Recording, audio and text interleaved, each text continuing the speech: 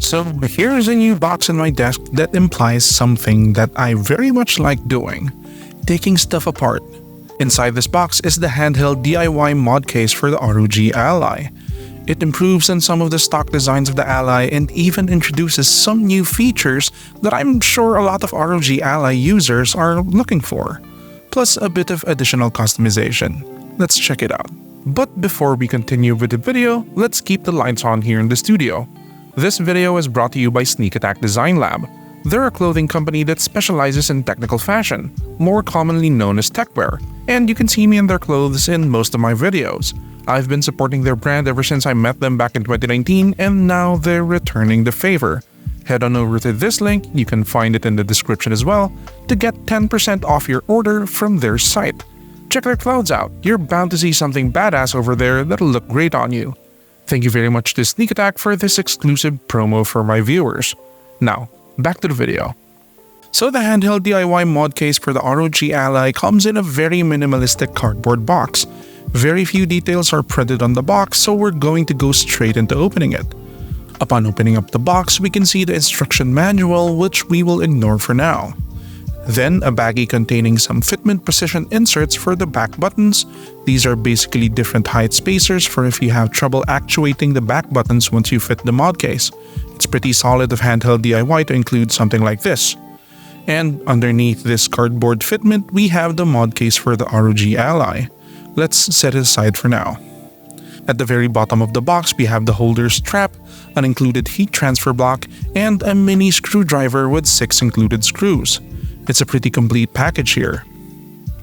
Alright, heading on over to the mod case, as we can see, I went for the white version since I like the white look of the ROG Ally. The mod case also comes in a transparent color and even in a purple color, so if those are more your style, you'll be glad to know that they're available. Alright, so here's the mod case for the ROG Ally. As we can see, there are some obvious changes visible on it. Here's the back of the stock ROG Ally for comparison. We can immediately notice this black module in the middle. This is the aluminum kickstand and attachment point for the straps, as we can see here. You can use this to prop the ROG Ally up, or use the straps to hold power banks, external hard drives, or even portable docks in place. Cool. Here at the sides, we can see that we lose the holographic stickers and the textured hand grips of the original ROG Ally housing. That's alright, this can be solved either by installing some grip tape or a grip case. It retains the same dimensions as the stock ROG Ally, so it should still be compatible. In fact, I'm planning to use this mod case in conjunction with my Skull & Co grip case, but I'll have to modify it to make holes for the stand and the expanded vent areas. Like and subscribe and leave a comment down below if you want to see that. Speaking of vents, take a look at the improvement in vents here. We have larger holes, we lose the slash holographic sticker as well, but we gain a bigger vent at where used to be the ROG Ally logo. That's sick. What's even better is when we flip the mod case over so we can see the heat dissipation plate right under those vents. Handheld DIY added this to further expand the thermal capabilities of the ROG Ally, hence that heat transfer block that we unboxed earlier. While we're here, we can see the mounting screws for the aluminum stand, for if you want to use this mod case but want to fit a grip case on top of it. Last thing to check out is this little nameplate here. This can be customized on the Handheld DIY website, and in fact, they sent over my nameplate here. Predictably, it says Gebs, with a B, because that's my nickname.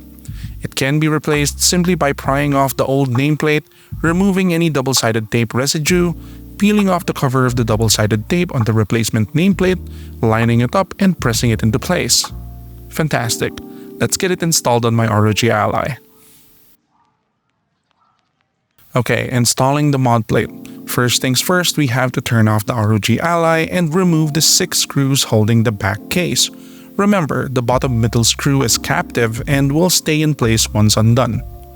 After that, we can pry off the back case. There is nothing connected to the back case via ribbon cable, so just gently pull it off. It's also pretty cool for Handheld DIY to send this over because, as you can see, I unfortunately damaged my ROG Ally back case with these 2 cracks here.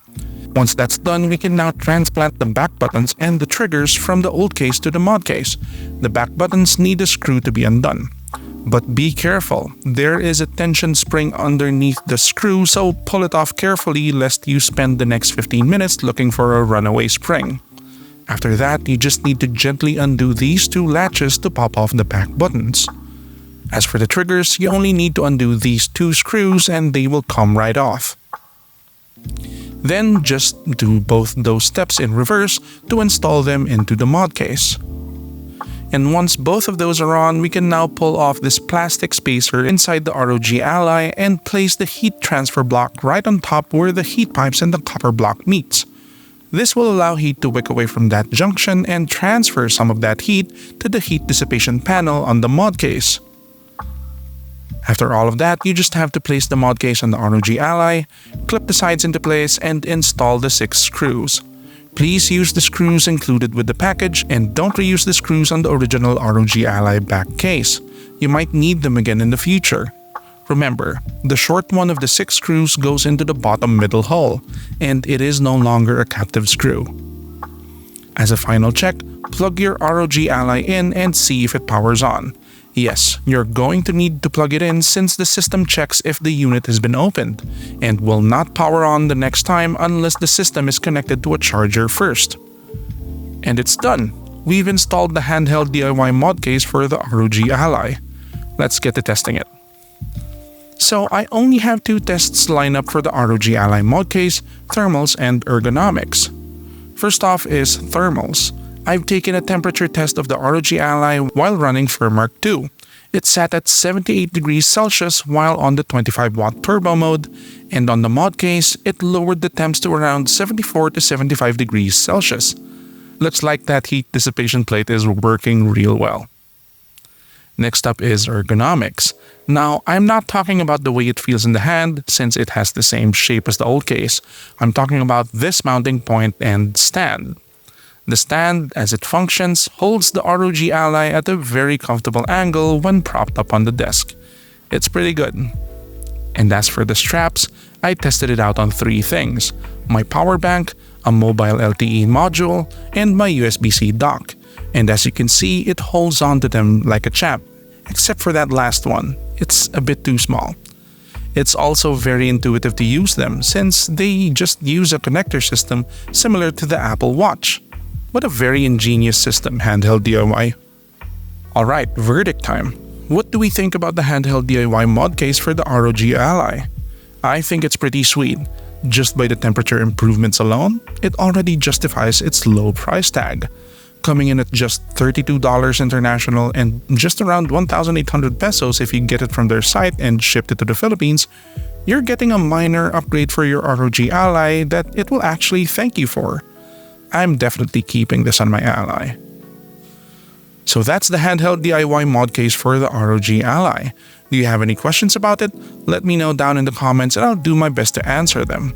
While you're there, give this video a like and subscribe to my channel. It helps out a lot. That's it. I'll see you guys next time. Bye.